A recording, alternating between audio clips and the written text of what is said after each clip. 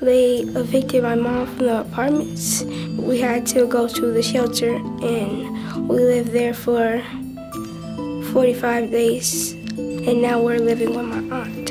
When we first moved to the Julian Center, it was me, my mother, my brother and sister, and we had to stay all in a room. It was no bigger than this corner that we're in. My friends in the shelter were very good people.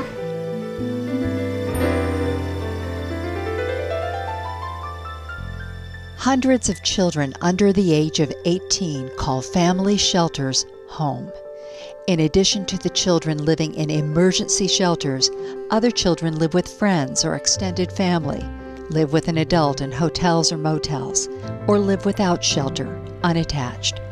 Homeless Count reports show that Marion County schools are serving nearly 3,000 children who do not have a place to call home.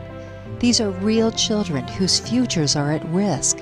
However, they are being helped by people who care, starting with their parents and including service providers, community organizations, faith groups, and volunteers. Listen as they share their stories. We were very financially unstable, and so we didn't have things that we needed or even wanted, and the Julian Center and the Coburn Place have provided these things. The liaisons can help with, first of all, letting the parents know that their children have a right to stay in their school of origin during their homelessness. And if we can have children stay in one school with one teacher in one classroom for an academic year, we know that they're going to achieve. My mom's a social worker. She pays her to bring me back and forth to school because I live all the way out south. My auntie lives all the way out south, and she has to transport us back. School on Wheels provides for these kids. If you do not have uniforms, they'll help provide them. They also stock all the tutoring rooms with any supplies the kids need, from educational games to books that they can take home and read, to glue sticks and markers. Anything that you would need for your homework, they supply. I work closely with families who live with family members or friends for being evicted from their homes. I work with unattached youth, mainly at our high school, who sometimes find themselves homeless. These youth often go from friend's house to find shelter. I think that's what's hard for some of the kids, is some of their realities in everyday life is something that, maybe I have never experienced. They're almost older, but on their years. These are kids whose parents really care about them, and sometimes it's just something in life that happens to these families. Kamani's 8 years old. He's in the 2nd grade. He's doing better than what I expected. He's a tough little guy. That's one thing I can say. I will say that since he's been here, he made a decision that he didn't want to go out for recess, that he was going to stay in and bring his grades up. And I thought that was quite a mature attitude for an 8-year-old. We're in Interfaith's hospitality home, and the places where we go and spend the night and sleep, a lot of those people are interested and concerned about us getting into a home. What parents can do that are homeless themselves and that they still have their children with them is to give them a lot of verbal reassurance, give them a lot of physical affection. It's that reassurance and that emotional support, and letting them know it's going to be okay and we're not going to leave you. Sí, es muy difícil encontrar vivienda para una familia, en nuestro caso de 11 miembros. Si no nos hubieran dado la oportunidad en este refugio, nosotros la única opción que teníamos era estar en el VEN. Ya no teníamos otra solución.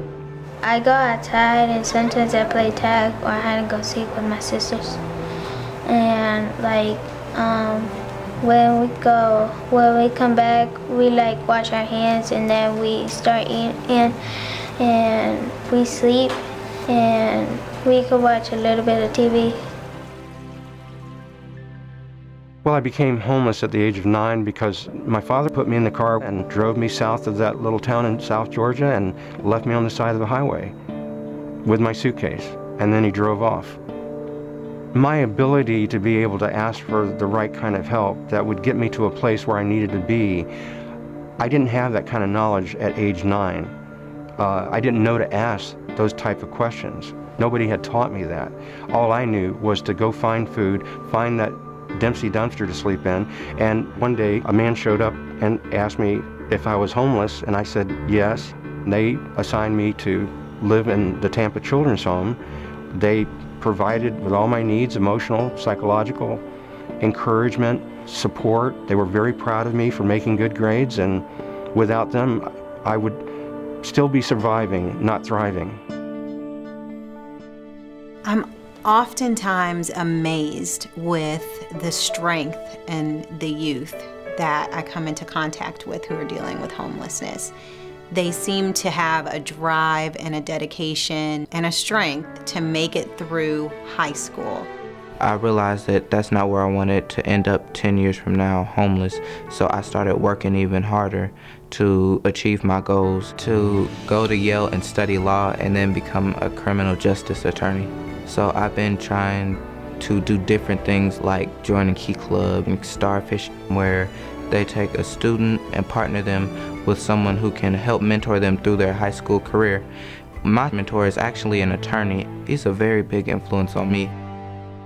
There are people out there that are destitute, that they feel helpless. They don't know to ask for help. When I was in the Julian Center, I saw a lot of families that were like upset and depressed because they're now homeless. So we have to be proactive and be able to reach out to them. People can help in so many different ways. It could be financial, it could be donating extra books, extra school supplies, or most importantly, you could give with your time. If there's any way people could help people like me that have come from my background, then please.